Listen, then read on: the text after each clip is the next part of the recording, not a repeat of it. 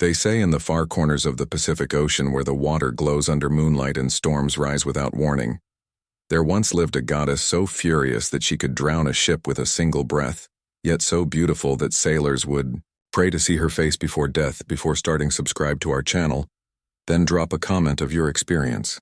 The sea around Tuvalu is quiet now, but long ago, before the islands had names and before men had maps that stretched across the ocean, there was only the endless blue and the wind that sang to itself across the waves. The people who lived on those scattered pieces of land believed the ocean had a heart, and that heart belonged to a goddess whose moods ruled their lives.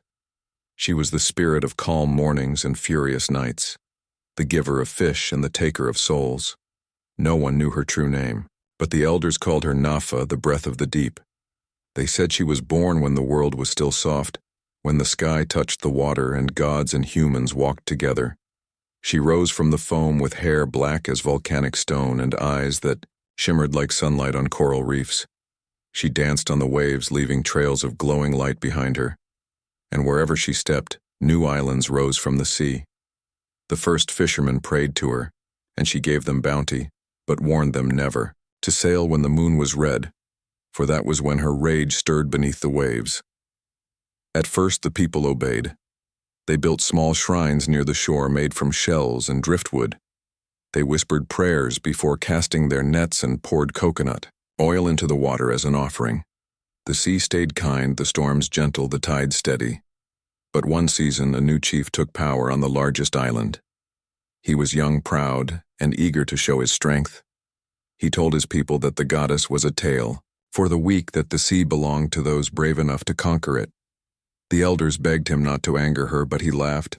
He ordered his men to build a great canoe, larger than any before it, carved from the heart of an ancient tree. They called it the Spear of the Sky. It took 100 men to push it into the water, and when it floated, the people cheered. The chief lifted his hands to the horizon and declared that he would sail beyond the line where the sea swallowed the sun. He would find new islands and bring glory to his name. The night before the voyage, an old woman came to him, her skin wrinkled like dried coral and her eyes clouded with salt. She told him she had seen the goddess in a dream. Nafa was restless. She said she had risen from the deep, her hair tangled with seaweed. Her voice calling the chief's name, she warned him that the goddess demanded respect, and if he ignored her, the sea would turn against him.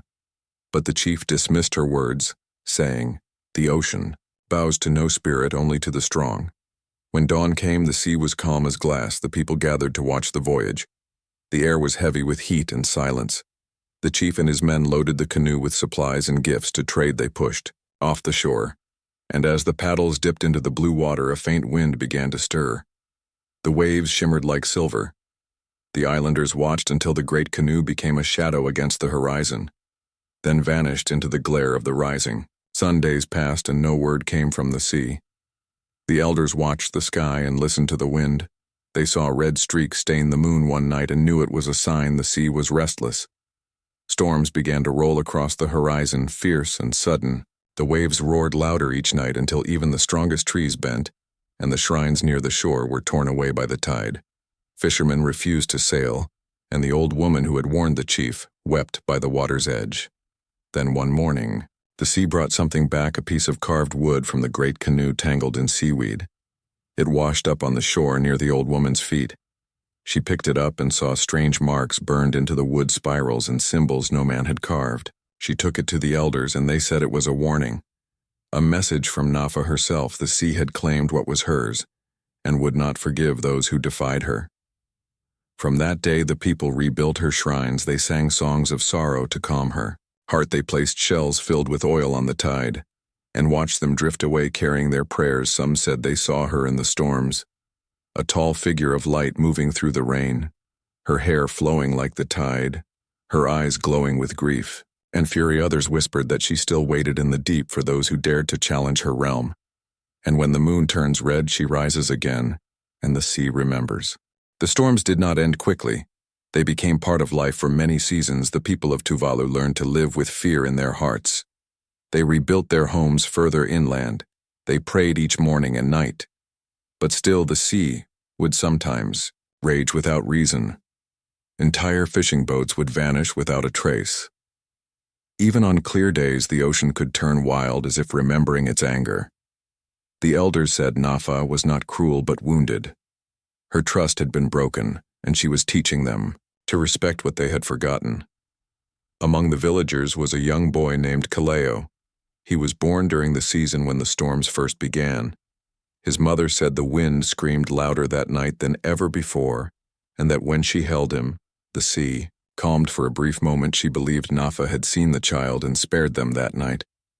Kaleo grew up listening to the stories whispered by the old woman who had once warned the chief. She told him that the goddess was not just rage but sorrow, that she had once loved humans but their pride had turned her heart to stone.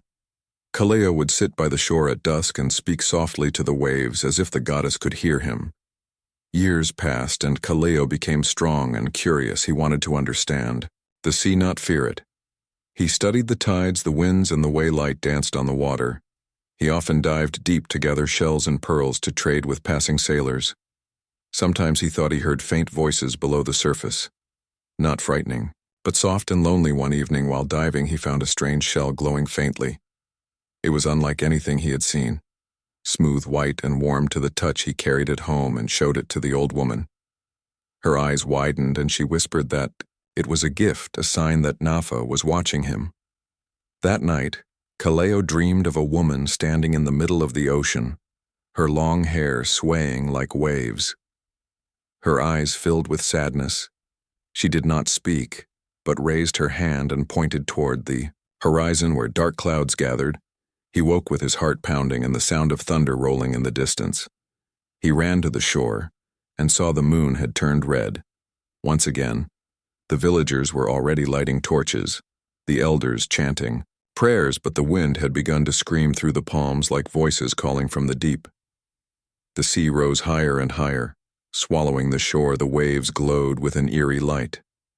Kaleo clutched the glowing shell and called out into the storm. He shouted that they were sorry, that they had forgotten who she was, that they wished only for peace. The wind paused for a heartbeat, and in that stillness he heard her voice. It was not words, but a sound like the hum of the earth itself. She told him to return what was taken. Kaleo did not understand, but he promised he would do whatever she asked. When the storm ended, the island was scarred. Trees, uprooted homes, broken boats, shattered on the reefs. But Kaleo survived. The shell he held had dimmed to a dull gray.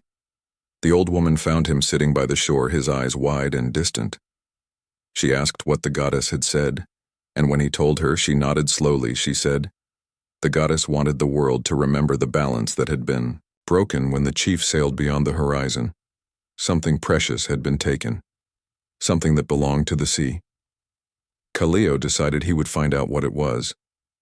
He began asking the elders about the voyage, what the chief had carried on his great canoe. They told him of gifts, coconuts, carvings, weapons, pearls, and stones from the sacred caves of the island.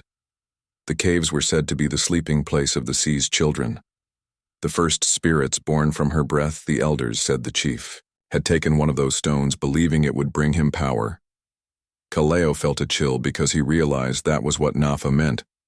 The chief had stolen from her very heart. He knew then what he had to do. He would return the stolen stone to the sea and beg for forgiveness, but no one knew where the canoe had sunk. The old woman told him that Nafa herself would guide him. If his intentions were pure, she gave him a small necklace woven from seagrass and told him to wear it for protection. Kaleo prepared a small raft made from palm wood and set out at dawn while the village still slept. The sky was clear, the sea calm, and for the first time in years there was no wind. As he drifted farther from land, he began to hum the ancient songs his grandmother had taught him, the ones that spoke of creation and the breath of the deep. The water shimmered beneath him, and he saw shapes moving below, silver trails of light swirling like dancers. He felt no fear, only awe. He knew the goddess was listening. He whispered to her, asking for a sign, and suddenly the shell in his hand began to glow once more, guiding his path toward the open ocean. Hours passed, and the horizon seemed endless. The sun burned above him, and his throat grew dry. But he pressed on. Then he saw it. The water ahead began to churn, forming a slow spiral like a great whirlpool at its center. He glimpsed flashes of wood carved and broken, the remains of the great canoe, spear of the sky. He knew he had found the grave of the chief and the place where the goddess's wrath had fallen. He tied the glowing shell to the end of a rope and lowered it into the water, calling softly to Nafa, saying he wished to return what was taken and make peace. The sea grew still again. The light below turned from blue to gold, and he saw for the first time the outline of a great figure, moving beneath the surface, tall and graceful, her arms reaching upward toward him, her face hidden by the shimmer of the water. She did not speak, but he felt her presence in every heartbeat.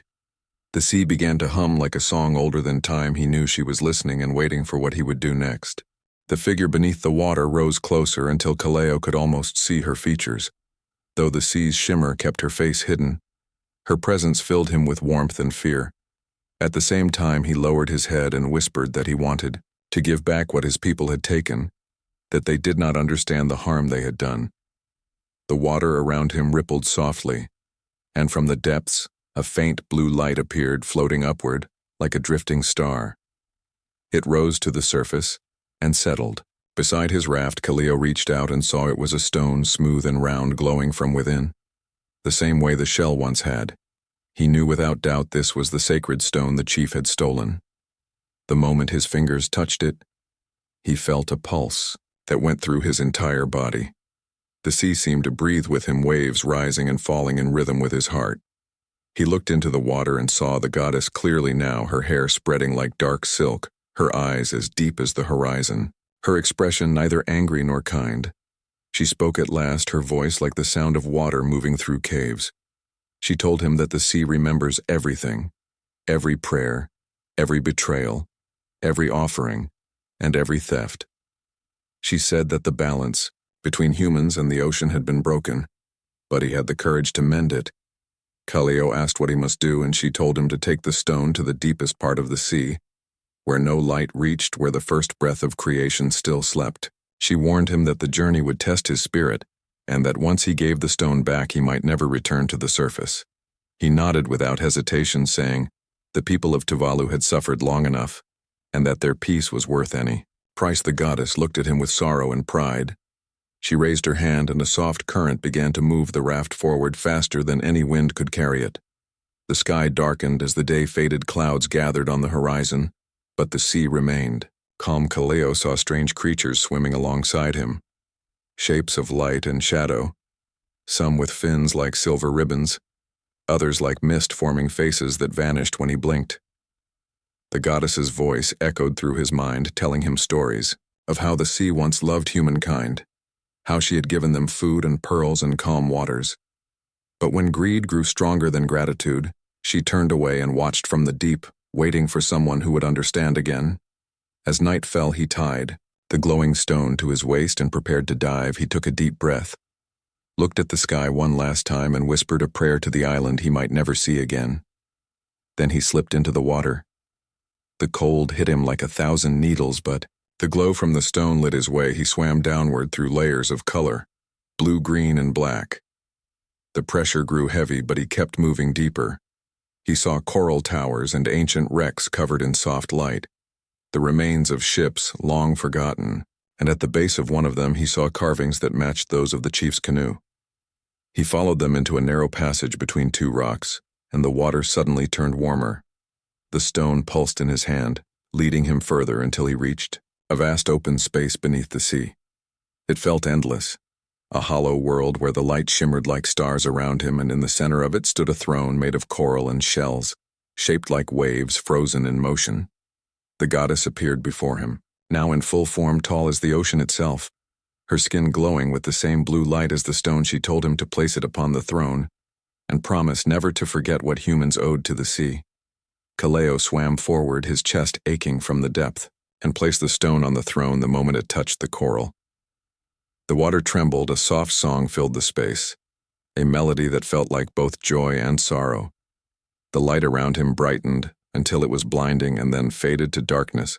Felt hands around him, gentle but powerful, lifting him upward. The goddess's voice echoed one last time, saying that balance had been restored, that the sea would sleep again, but she would always watch, and that his sacrifice would be remembered. For generations. When he opened his eyes, he was lying on the shore of his island, the dawn light spilling across the water. His raft broken and washed beside him. The villagers gathered in awe. The old woman knelt beside him, tears in her eyes, saying, the sea had calmed. She told him that while he was gone, the storms had stopped. The waves had grown gentle again and the air was filled with peace. Kaleo tried to speak but only managed to smile. The glowing shell he had once carried was now a simple, white shell lying beside him, cold and empty, but beautiful. For the first time in many years, the people of Tuvalu went to the water without fear. They sang songs of thanks and rebuilt the shrines brighter than before they told their children about the boy who faced the goddess and returned what was stolen. And in time, those stories became part of their prayers. Fishermen would drop shells into the water before sailing, saying a quiet thank you to the breath of the deep and to the boy who reminded her that humans still knew how to honor the sea. But the old woman knew there was more. She often sat by the water alone and spoke softly to the waves. She said she could still feel Nafa's presence, that the goddess was calmer now, but still. Watching, she believed Kaleo had not truly returned as a man, but had become part of the ocean itself. Some nights when the moon turned silver, she would see a faint figure in the shallows, a shadow walking across the water, his hand outstretched toward the horizon as if guarding it from whatever darkness might rise again. And so the legend of the forgotten sea goddess of Tuvalu lived on, not as a tale of fear, but as a lesson of balance between man and nature. It reminded the people that the ocean was not theirs to conquer, but theirs to cherish, for it could take life as easily as it gave it. The sea breathed gently again, the storms now only memories, and the horizon glowing each morning, as if smiling in forgiveness. Years passed, and the memory of the great storm became a story whispered around fires. Parents told their children about Kaleo and the goddess, and how he had given his life to bring peace between sea and man. The ocean stayed calm for many years, and fish returned to the reefs in numbers no one had seen before. The palms grew tall and the tides became steady. Once more, the people of Tuvalu flourished again. They built new canoes painted with symbols of waves and shells, and before every voyage, they would pour coconut milk into the sea to honor the breath of the deep. But time is a slow eraser, and as new generations grew, the story began to change. It became softer, less sacred. Some said, Kaleo never met a goddess that the storm had been, just nature. Some said the glowing stone was only a trick of light. Even the elders began to forget the old songs that once carried power across the waves. The shrines near the shore were still there, but now children played around them laughing. Unaware of the reverence they once demanded, the old woman who had known Kaleo had long passed her spirit, returned to the sea, leaving behind only her tales. One night, many seasons later, a merchant ship from far away anchored near the islands, its captain a man from another land who sought pearls and spices. He spoke of wealth and trade, and the villagers welcomed him, at first offering food and shelter. He admired the calm waters and said it was a perfect place to build a harbor to bring ships from every corner of the world. He said the people could grow rich. But when the elders told him about Nafa and the balance of the sea, he laughed. He said myths belong to the past, and progress cannot bow to stories. The villagers hesitated, torn between old faith and new promise. Among them was a young girl named Lanu, the granddaughter of Kaleo's sister. She had grown up hearing the tale of her ancestor and always felt a strange pull toward the ocean. She would sit by the waves for hours, speaking softly to them as if they could answer her when she heard the captain speak against the goddess. Something in her stirred. She told him that the sea was alive, that it could hear his words. He only smiled and said he had sailed through worse waters and feared no spirit that night. The air grew heavy and the sea began to whisper against the shore. Lanu could not sleep. She heard a humming sound outside her hut and followed it to the beach. The moon hung low and red on the horizon, the same shade the elders once feared. The waves glowed faintly as if breathing, and when she looked closely, she saw footprints forming in the wet sand leading into the water. Her heart pounded. She called out softly, asking if it was Kaleo or the goddess herself. No voice answered, only the waves rising higher than before. She felt the pull, the same ancient power that her grandmother had described. She knew something was coming, something older than any storm. By dawn, The sky turned gray, and the merchant ship began to sway in the distance. The captain shouted orders, but the sea no longer obeyed. The calm waters twisted beneath the hull. The air filled with mist, and a low rumble rose from the deep. The villagers ran to the shore, watching. In silence, as the once still ocean turned restless, the elders fell to their knees, whispering prayers. They had not spoken in years. The captain's men tried to lower their boats, but the waves lifted and crushed them with ease. Lanu stood apart, watching as lightning flashed across the horizon and the outline of a figure rose above the waves. The villagers gasped. Some cried out in fear, some in awe. It was a woman of light and shadow, her hair flowing like dark silk, her eyes brighter than fire. The sea shaped itself around her as if bowing. She raised her hand and the storm froze mid-motion. The lightning hung silent in the air, and the waves stopped just before touching the shore. The captain stared in disbelief. His voice, lost too. The wind, the goddess, looked at him, and though her face was calm, her gaze carried the weight of the world. She pointed toward the horizon, and her voice rolled like thunder, saying, "The sea remembers." The ship cracked apart, as if crushed by invisible hands. The wind roared again, and the sky burst open. The rain poured so hard it felt like stones. The villagers ran to shelter, but Lanu stood unmoving. The waves reached her feet, cold and glowing. She whispered to the goddess, asking for mercy, saying, they had forgotten but now remembered. The figure looked down at her for a long time, then slowly lowered her hand. The sea began to calm. The rain softened and the storm retreated as quickly as it had come. When the clouds cleared, the ship was gone, and the water shimmered with peace once more. The elders said Lanu had saved them, that the goddess had seen Kaleo's blood in her, and spared the island again. They rebuilt the shrines with care, this time carving the story of both Kaleo and Lanu into the stone so no one would forget. Children were taught to greet the ocean each morning and offer a shell or flower before swimming. The villagers promised never to sell the sea or build walls that would cage her breath. They learned that the sea does not need worship, only respect, and that the line between peace and fury is as thin as a wave beneath the moon. That night, Lanu dreamed of the deep. She saw Kaleo standing beside the goddess, his form glowing faintly like a reflection. He smiled and placed a hand on her shoulder, telling her the sea would always protect those who listened to its song. She woke with the sound of gentle waves outside her hut and felt a calm she had never known. The next morning she walked to the shore, placed a shell in the water and whispered, "Thank you." The tide carried it away, and in that moment she knew the goddess had heard her once again. Decades passed after that storm, and the island lived in harmony with the sea once more. The story of Kaleo and Lanu became the heart of Tuvalu, and life songs were sung about them during the moon festivals, and fishermen wore necklaces made from shells, said to protect them from the deep. Even the smallest child knew to greet the ocean before stepping into its water life. Moved gently, the seasons steady, and the waves soft as breath. The sea remained generous, and the islanders grew grateful, but the world beyond Tuvalu began to change. Ships grew larger and faster, and strangers began to speak again of trade and progress, and the riches hidden beneath the waves. Lanu grew older, her hair silver like sea foam, and her eyes still bright. She spent her days teaching the children to read the tides and to speak kindly to the water. She told them stories of Kaleo, the boy who returned the heart of the sea, and of the goddess Nafa, who ruled not with anger, but with balance. The children listened, wide-eyed, their laughter echoing across the beach. She told them that every wave carries a memory, and every breeze a whisper from those who came before. She said the sea could forgive, but it never forgot, and that every offering, no matter how small, mattered to her. But far away in cities across the ocean, men spoke of oil and minerals hidden beneath the Pacific. They saw Tuvalu not as a sacred home, but as a dot on a map, an untapped treasure. One morning, a new ship arrived unlike any before it, painted white and gray with machines gleaming under the sun. It carried men in suits who spoke with confidence.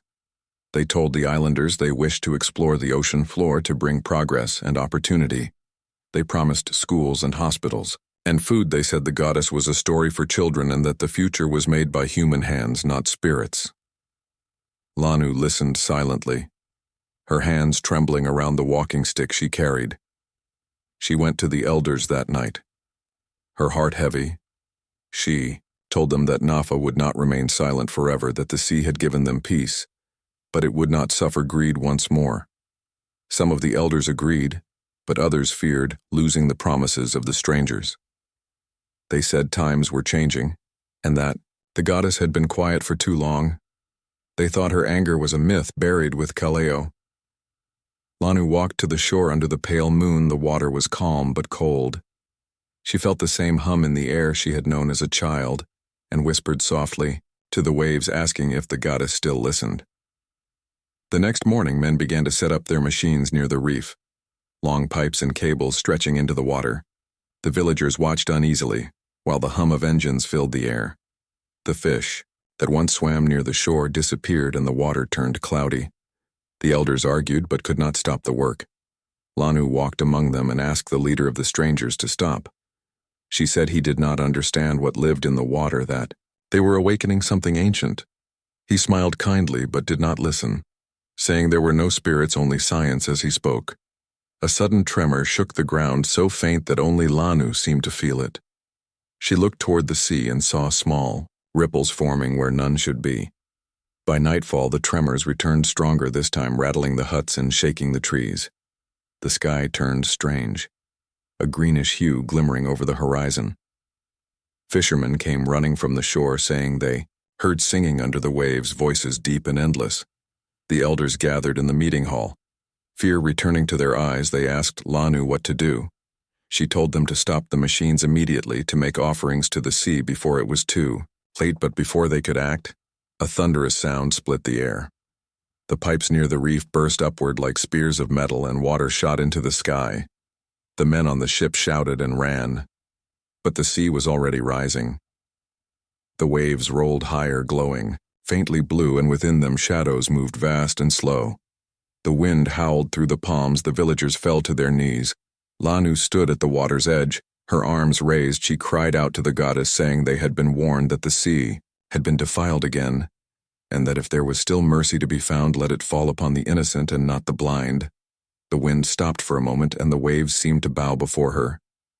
A whisper spread through the air, not a sound, but a feeling, like warmth and sorrow, and then a single great wave rose high and broke gently upon the shore, carrying away the machines and the ship, but sparing the people. When the storm cleared, the island was still whole, the reefs shining under the sunlight. The sea calm once more. The strangers were gone. Their ship pulled into the depths, leaving only fragments of metal scattered along the sand. The villagers gathered around Lanu, who stood silently, her eyes filled with tears. She said Nafa had forgiven them again, but warned that the sea's patience was not endless. She told them that balance is not a gift, but a duty that must be protected with humility and care.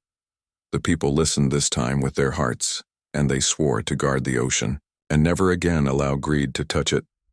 Lanu lived many years after that, her body growing frail but her voice always strong. She often said she could feel Kaleo's spirit whenever she closed her eyes. She said the goddess still sang in her dreams, a low song of peace and memory. When she finally passed the island, mourned her for 7 days, during which the sea remained perfectly still. As if mourning too, on the 8th day, the tides rose gently and carried a single white shell to the shore, brighter than any the villagers had ever seen. They placed it in the largest shrine, saying it was a sign that Lanu had joined the goddess in the deep. And so Tuvalu entered another age of calm, the world beyond still restless, but the island quiet.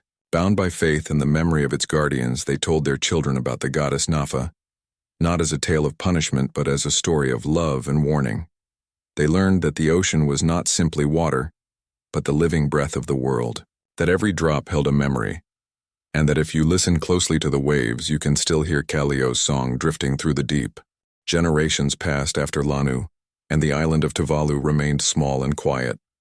Surrounded by the endless breath of the ocean, the people lived simple lives guided by the rhythm of tides and winds. Yet even in this peace, the world outside grew. Louder giant ships crossed the sea, airplanes roared above, carrying people who had never heard of Nafa or Kaleo or Lanu. The islanders watched the horizon glow at night from distant cities, and wondered if the goddess could see what humankind was becoming. Some of them said the ocean had grown tired of trying to remind humans of balance, that maybe even gods could feel sorrow. The younger ones loved their island, but dreamed of leaving to find work across the water. And so slowly, the old songs began to fade. One morning a young man named Tuvalu stood by the shore watching the waves roll in. He had been born in a time when legends were spoken more as stories than truths. Yet something in him always felt the sea was alive. He often walked the beaches alone, collecting shells and driftwood, listening to the wind. He had grown up hearing the stories of Kaleo and Lanu from his grandmother, who claimed to be a descendant of both. She would say that the blood of those who once spoke to the sea still carried its pulse, and that one day someone else would be chosen to listen again. Tuvalu never believed her completely, but whenever he closed his eyes near the water, he could hear faint whispers beneath the surf. He worked as a fisherman, helping his village survive each day. But times were harder now. Storms had grown unpredictable again. The sea no longer offered fish as it once did. Many blamed changes in weather and pollution from the distant world. Tuvalu believed it was something else, something deeper. He felt that the ocean was restless, that it was trying to speak once more. One evening, as the sun dipped low and the horizon glowed crimson, he saw something strange. A line of light moving through the water like a vein of fire stretching toward the reef. He waded in to look closer and found a small white shell shining softly beneath the surface. When he picked it up, it pulsed once in his hand, warm and alive like a heartbeat.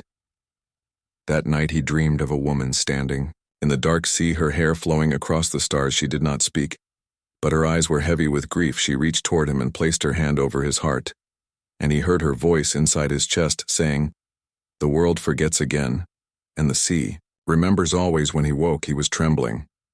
The shell lay beside him, still glowing faintly. He showed it to his grandmother, who gasped and said that the goddess had chosen him. She told him the shell was not ordinary, but a calling, a bridge between their world and the deep, and that when Nafa's patience grew thin, she sought those who could still hear her. Days later, the wind began to change. It blew from the wrong direction and carried a strange smell like metal and smoke. The elders gathered and spoke of ships far to the north drilling into the seabed looking for oil. They feared it would disturb the waters once more. Tuvalu felt the shell grow warmer each night. He began hearing low hums rising from the ocean floor, deep, steady, and sad. He knew something was coming. He went to the shore at dusk and held the shell to his ear. The sound inside was like breathing, slow and tired. Then a whisper came, returned the silence before the storm.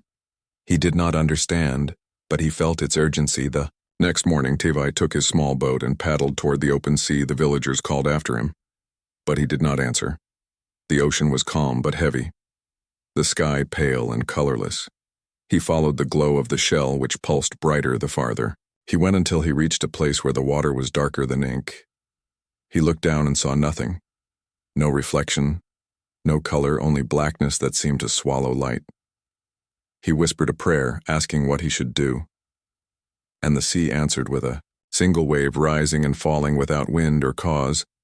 It nudged his boat gently toward the center of the stillness. He took a deep breath and dove in. The water was cold but clear. He swam down, following the faint light that spilled from the shell. He felt no fear, only a deep sadness, as if swimming through memories. The deeper he went, the louder the hum became, until he saw a shape forming below, a vast shadow moving slowly through the water. He realized it was not a creature, but a great wound. In the ocean floor, a crack that glowed faint red, as if bleeding light from the earth. He felt pain in his chest, the kind that came from grief, not fear, and understood that the goddess was not angry, but suffering, that every scar made by humankind had become part of her. He swam closer and placed the shell into the crack. The light spread, slowly filling the wound with calm blue glow. The humming softened, turning into a song low and deep. He felt the water warm around him, and then a figure appeared. Before him, the goddess rising once more, her hair drifting like waves, her eyes calm and infinite. She spoke softly, saying, "Thank you for hearing when so many have forgotten." He asked her what would become of the world, and she said, "The sea can forgive, but only if the people remember again." She touched his forehead and told him to carry her memory back to the shore, to remind them that every drop of the ocean is part of their own breath. When Tuvalu surfaced, the sky was golden and clear. The water around him sparkled like glass. He felt no weight, no fear. He rowed back to the island as dawn rose behind him. When he stepped onto the sand, The villagers ran to greet him, their faces filled with awe, for the sea had turned crystal clear. Fish swam near the shore again, and the air smelled fresh and new. He held up the now dull shell and said, "The goddess has spoken. She is not gone. She only sleeps, waiting for us to remember." The people fell silent, then bowed their heads in respect. From that day, Tuvalu became the keeper of the sea. He taught the children the old songs once more. He told them about Kaleo and Lanu, and how each generation must guard the balance between land and water. He built a small shrine near the edge of the reef, where people came to leave flowers, shells, and prayers, and every year on the night when the moon turned red, they lit lanterns on the water to thank Nafa for her patience and her love. The ocean remained calm that year, and for many years after, as if smiling, quietly knowing her voice was finally being heard once again. And though Tuvalu grew old and his hair turned silver, he still walked the shore at sunrise each day, whispering greetings to the sea. He said he could still hear her, sometimes faint, but real, like the sigh of the tide against the sand. And when he finally left the world, the people said the sea sang all night a song soft and endless, a lullaby that echoed across the waves, carrying the memory of all who had listened and all who still would. Many years passed after Tuvalu's death, and the island of Tuvalu changed once again. The children he had taught grew into leaders and parents who still whispered his name. When the sea shimmered strangely under the moon, they said the goddess Nafa had accepted Tuvalu among her voices, that his spirit now lived beneath the waves, helping her guard the fragile peace between mankind and the deep. For a time, the people remembered the lessons he left behind. They fished with care. They sang the old songs at dusk, and they watched the horizon with reverence, as if expecting her to rise at any moment. Yet time is a thief, and memory fades faster than the tide. Progress crept in quietly, first with radios, then with boats that roared, and later with cables running beneath the water, carrying voices from across the world, and with each new sound the hum of the sea grew fainter.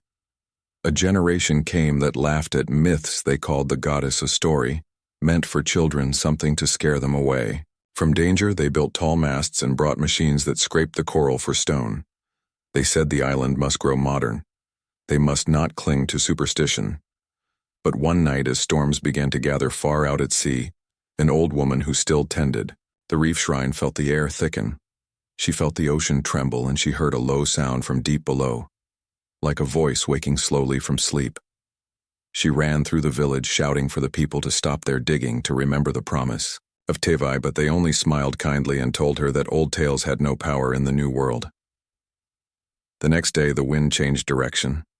Without warning, the sky turned gray, though it was morning, and the sea began to churn. Fishermen hurried back. From the reef, their boats tossed like leaves. The old woman stood at the edge of the sand, clutching a faded shell that Tuvalu had once given her. She whispered to the waves that they must forgive the foolish hearts of men. She begged Nafa to remember her promise of mercy. The storm that came that night was unlike any they had seen. The ocean rose higher than the palms, and thunder rolled like 1,000 drums. The islanders huddled together, praying for safety, while the sky turned red from lightning that cracked across the horizon. When morning came, the village was quiet. Half of it washed away, but the shrine still stood untouched, though the offering stones were scattered. The shell that the woman held glowed faintly. The people gathered around her in silence, and she told them the sea does not destroy without reason. She only answers what we do. They rebuilt their homes slowly, this time with care. They stopped scraping the reef. They sang the old songs again. But now, not just from fear, from love, they realized that the myths of their ancestors were not superstition, but memory warnings left in story form, so that future generations would not repeat old mistakes. In the years that followed, the island began to draw attention from outsiders. Scientists and travelers came curious about the strange resilience of Tuvalu's shores. While many islands sank from rising tides, Tuvalu seemed to remain steady, its reefs healthier than others. Its storms somehow gentler, the locals told visitors. It was the blessing of the sea goddess, though outsiders called it coincidence. One marine biologist who stayed long enough began to notice patterns. Small but real storms that should have hit directly shifted course at the last moment, as if deflected by invisible hands. He wrote about it in his journals but never found proof. Yet one evening while diving, he heard a faint sound through his equipment, like a woman humming from far below. And when he returned to the surface, the water around him shimmered with soft blue light. The people of Tuvalu began teaching their stories again, not as fairy tales but as history of spirit. They said that every ocean holds its guardian, every storm its message. They built schools that told both science and myth side by side because they believed truth lived in both. They would say science explains how and myth reminds us why, and somewhere beneath the water the goddess Nafa smiled for the first time. In a long time, her voice was no longer angry, but calm. She spoke not to punish but to guide. She whispered to those who still listened that balance is not given. It is chosen each day by those who remember. As the world changed further and the seas rose higher, Tuvalu became known across nations. Not for its size, but for its story. People came from far away to see the small island that defied the ocean. They brought gifts, shells from their own coasts, tokens of respect for the goddess of the forgotten sea. Sometimes the islanders would take visitors to the edge of the reef at night where the water glowed faintly and say, if you listen closely, you can still hear her breathing. They would fall silent and let the ocean speak in its endless rhythm waves, whispering over coral like words, too old for language. And somewhere deep beneath the waves where light fades and silence thickens, Tivai still walked beside her, his spirit watching the world he once loved guiding. Lost souls who drifted too far out, helping them find the shore again. It was said that sailors who were caught in storms sometimes saw a blue light moving beneath their ship, a sign that Nafa's grace still lingered, protecting those who respected her realm, those who looked upon the ocean not as an obstacle but as something sacred. The legend of the forgotten sea goddess of Tuvalu spread across the world, not through books or broadcasts, but through whispers on the wind. It reached distant lands where children asked their elders if God still lived in the water, and sometimes on calm nights when the sea stretched endlessly and stars mirrored themselves in the surface. Those who had faith swore they could see her standing far away, a shape made of moonlight and memory guarding the world that had finally begun to remember her name. When the final years of peace settled upon Tuvalu, the sea became gentler as if resting after centuries of struggle.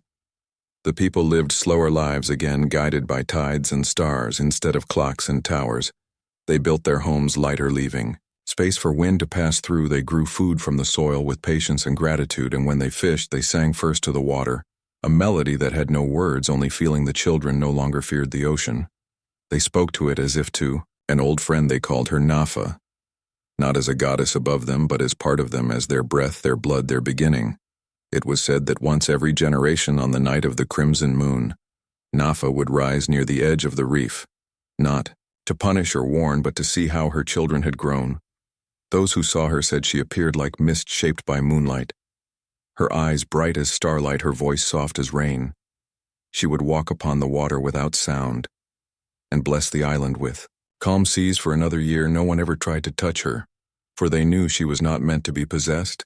She was a reminder that beauty and power could live in the same silence, that creation and destruction were two sides of the same tide. And one of those nights, a girl named Lani sat by the water, her heart heavy with questions. She was the youngest daughter of a fisherman who had died in a storm long ago. She'd grown up hearing stories of Tevai and of Nafa's mercy, but she wondered why the sea had taken her father if the goddess truly cared. She wanted answers, not comfort. As she looked out into the dark, she whispered, "If you are real, then tell me why you took him." She waited for the waves to reply, but they were quiet then. A gentle wind brushed her cheek and the water began to shimmer faintly. She saw a light rise from the deep, a shape forming a woman with flowing hair that looked like the sky itself. Nafa stood before her, calm and sorrowful. Her voice flowed like water through Lani's mind. She said, "The sea takes nothing. It only keeps what is forgotten. Your father was not taken. He became part of what he loved, the tide, the wind, the life that feeds this island. Every breath you take carries him within you." Lani began to cry and Nafa reached out, touching her forehead. The warmth spread through her and she felt a memory not her own. The memory of her father laughing beside the shore, teaching her to cast nets under the sunrise, the sound of his voice. Blending with the sea, she realized he had never left. She only needed to listen. When the vision faded, Lani stayed on the beach until dawn when the villagers found her. She was smiling. She told them the sea had spoken again, that the goddess still watched them from beneath the light. They believed her because that morning the horizon glowed with colors none had ever seen before. Shades of blue and gold that shimmered like silk upon the water. The elders said it was the goddess breathing once, more happy that her people had remembered. Years passed and Lani grew into a woman of wisdom. She became the storyteller of Tuvalu, teaching both the old and the new. She told the children that gods were not beings to fear, but reflections of balance, that every storm and calm came from the same hand. She told them that when they forget kindness, the sea grows restless. When they live with respect, the sea grows clear. She built a small school near the reef, where lessons began each day with silence, so that the students could hear the ocean's rhythm and understand that learning starts with listening. As time moved forward, the world continued to change. Technology reached even their tiny island, but Tuvalu did not lose its soul. The people used machines to protect the ocean instead of harm it. They mapped coral reefs to study how life breathed beneath the waves. They sent messages to other nations telling them to care for their own waters, and wherever those messages went, they carried the story of Nafa, the forgotten sea goddess who once sank ships but now saved the living world by teaching remembrance. The legend became a bridge between ancient myth and modern truth, and as the years rolled on, the people realized that Nafa was not just their goddess, but a mirror of all oceans. Her story belonged to every shore, every fisherman, every child who looked out at the sea and felt both fear and wonder.